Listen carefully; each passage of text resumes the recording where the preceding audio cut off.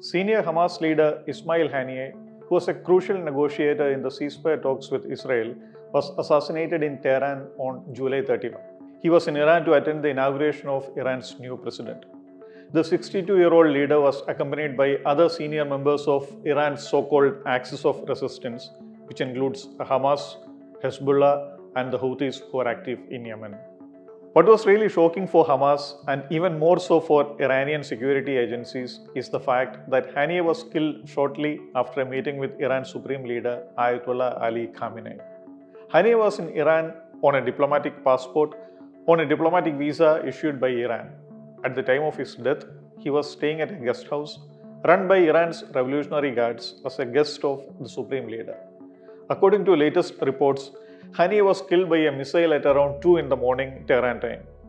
His bodyguard was also killed in the attack.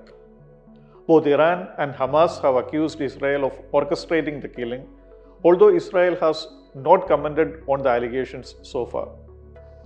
Haniyeh has been a long-time head of Hamas's Politburo, considered a moderate and a centrist and a calming influence within the group. He played a significant role in the diplomatic efforts for a ceasefire to resolve the ongoing Gaza conflict, which started after the October 7 attacks on Israel. Over the past 2 decades, he was instrumental in Hamas's development, overseeing its takeover of Gaza from the Fatah faction in 2006 and the administration of the territory henceforth. Born in 1962 in the Shati refugee camp north of Gaza city, Haniyeh belonged to a family which was displaced from what is now Ashkelon in Israel.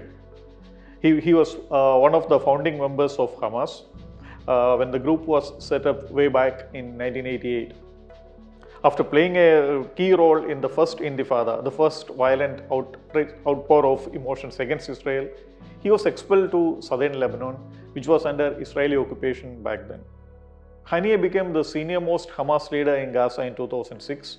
The same year it won the parliamentary elections against the Fatah faction, and he served as prime minister for a while.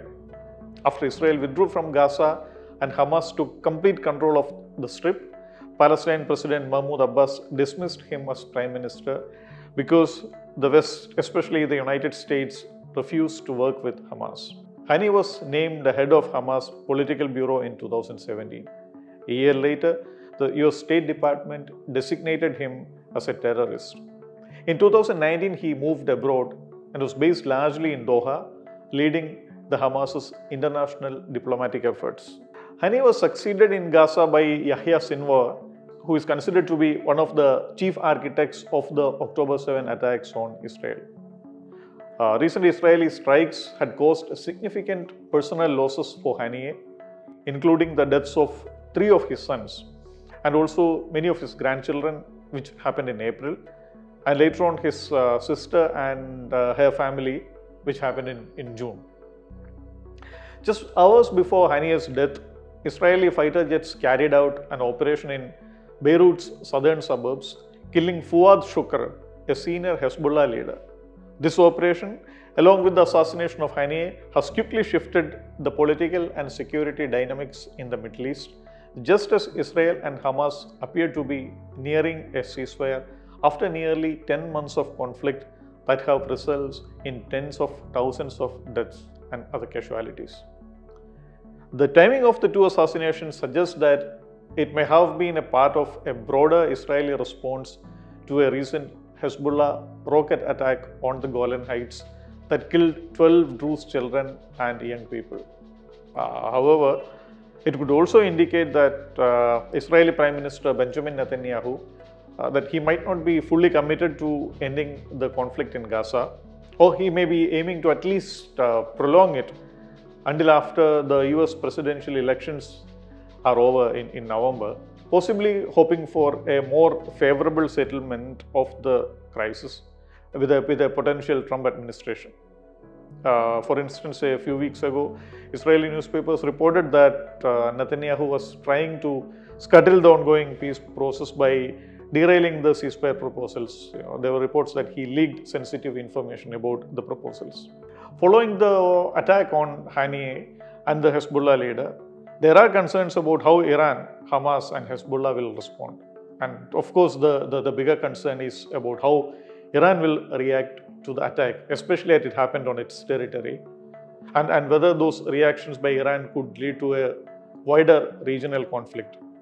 Both Iran and Israel have targeted each other's territories recently after Israel assassinated two Iranian generals by bombing the Iranian embassy in Damascus. Some sort of a response from Iran seems inevitable, since what happened was a major loss of face for the Iranian government and its security apparatus. According to Iranian officials briefed on the matter, the Supreme Leader Khamenei has already ordered a direct strike on Israel at an emergency meeting of the Iran's Supreme National Security Council. He described avenging Haniyeh's death as his duty as it occurred on Iranian soil. It seems Khamenei has taken it really personally. He has also instructed the Iranian Revolutionary Guards and the regular military to prepare for both offensive and defensive actions, anticipating potential escalation and retaliatory strikes from Israel or even the United States. Hamas, meanwhile, is expected to quickly replace Haniyeh as the head of its political wing, and it wants to keep things as normal as possible. The group will survive. It has plenty of leaders to choose from, and Haniyeh's assassination is unlikely to derail the movement or even cause a massive blow to its capabilities. However, it could push Hamas further to the right because Haniyeh was a moderate leader, and it could prompt the group to adopt more hardline positions.